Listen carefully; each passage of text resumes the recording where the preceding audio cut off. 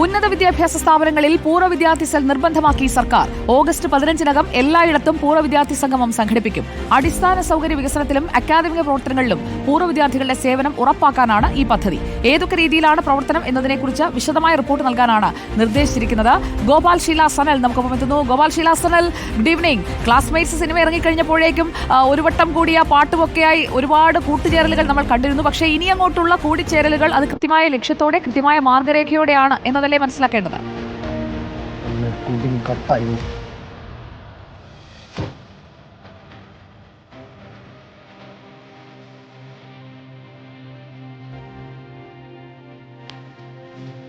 ഗോപാൽ ഷീല സനൽ കേൾക്കുന്നുണ്ടോ? അതോ പൂർവ്വ വിദ്യാർത്ഥി സംഗമത്തിന് പോയോ? കേൾക്കുന്നുണ്ട് സുജയ. എൻ്റെ കോളേജിൽ കഴിഞ്ഞ ദിവസം പൂർവ്വ വിദ്യാർത്ഥി സംഘമായിരുന്നു. പക്ഷേ ഈ തിരക്ക് കാരണം പോകാൻ പറ്റിയില്ല. അതിൻ്റെ വലിയ വിഷമം എനിക്കുണ്ട്.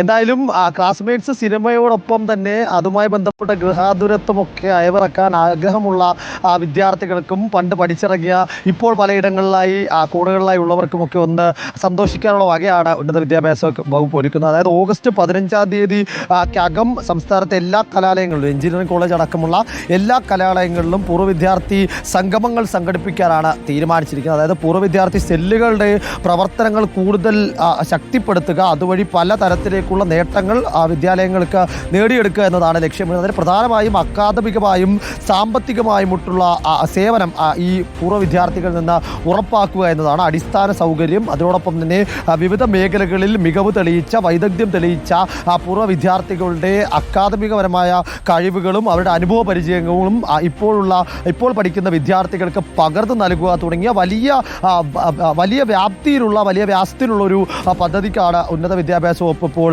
തുടക്കം കുറിച്ചിരിക്കുന്നത്. ആദ്യഘട്ടത്തിൽ കോളേജ് തലത്തിൽ പൂർവ്വ വിദ്യാർത്ഥി സംഗമവും പിന്നീട് ഓഗസ്റ്റ് 30-ാം തീയതി പൂർവ്വ വിദ്യാർത്ഥി കോൺക്ലേവ് തിരുവനന്തപുരത്ത് വെച്ച് നടക്കുന്നുണ്ട്. അതാത് കോളേജുകളിൽ നിന്ന് തിരഞ്ഞെടുത്ത 2 പേർക്ക് ഈ പൂർവ്വ വിദ്യാർത്ഥി കോൺക്ലേവിൽ പങ്കെടുക്കാനുള്ള അവസരമുണ്ട്. ഏതൊക്കെ തരത്തിലാണ് ഈ പൂർവ്വ വിദ്യാർത്ഥികളുടെ സേവനം ഉറപ്പാക്കാൻ ഉദ്ദേശിക്കുന്നത് എന്ന സംബന്ധിച്ച് അതാത് കലാലയങ്ങൾ സർക്കാരിന് റിപ്പോർട്ട് നൽകണം എന്നുകൂടി അറിയിച്ചിട്ടുണ്ട്. അനുഭവം, വൈദഗ്ധ്യം, സാമ്പത്തികമായിട്ടുള്ള നേട്ടം തുടങ്ങിയവ ഇതിൽ പ്രധാനപ്പെട്ട ഘടകമാണ്. കൂടാതെ തന്നെ ഈ സംഭാവനകൾ സ്വീകരിക്കുന്നത് ഒരു സുതാര്യമായ സെല്ലുകൾ വഴി, ഒരു അക്കൗണ്ട് വഴി സുതാര്യമായി എല്ലാവർക്കും ആക്സസ് ചെയ്യാൻ പറ്റുന്ന രീതിയിലേക്കുള്ളൊരു സംവിധാനം കൊണ്ടുവരാനും തീരുമാനമായിട്ടുണ്ട്. ഇതിൻ്റെ എല്ലാം കോർഡിനേഷൻ, അതായത് മേൽനോട്ട ചുമതല കോളേജിലെ ഏറ്റവും മുതിർന്ന സീനിയർ അധ്യാപകരിൽ ഒരാൾ വഹിക്കണം. ആ അധ്യാപകർ കൂടി ഈ പൂർവ്വ വിദ്യാർത്ഥി സെല്ലിൻ്റെ സംസ്ഥാന ഘടകത്തിൽ അംഗമായിരിക്കും. അത്തരത്തിൽ ഓരോ വർഷം തോറും പഠിച്ചിറങ്ങുന്ന വിദ്യാർത്ഥികളെ ഇതിലേക്ക് ഉൾപ്പെടുത്തിക്കൊണ്ട് കൂടുതൽ ഈ പൂർവ്വ വിദ്യാർത്ഥി സെല്ലുകളെ കോളേജുകളുടെ വളർച്ചയ്ക്കും അതുവഴി ഉന്നത വിദ്യാഭ്യാസ മേഖലയുടെ വളർച്ചയ്ക്കും ഉപയോഗിക്കാനാണ് സർക്കാരിന്റെ തീരുമാനം. ഓക്കെ, ഓഗസ്റ്റ് 15-നകം സംഘടിപ്പിക്കാനാണ് പറഞ്ഞിരിക്കുന്നത്. അപ്പോൾ അടുത്ത ഒരു 5 ദിവസത്തിനകം നമുക്ക് എങ്ങനെയാണ് ഈ സംഗമത്തിന്റെ മുന്നോട്ടുള്ള പോക്ക് എന്നത് കൂടി കാത്തിരുന്ന് കാണാം. ഗോപാൽ ഷീല സനലാണ് വിവരങ്ങൾ നൽകിയത്.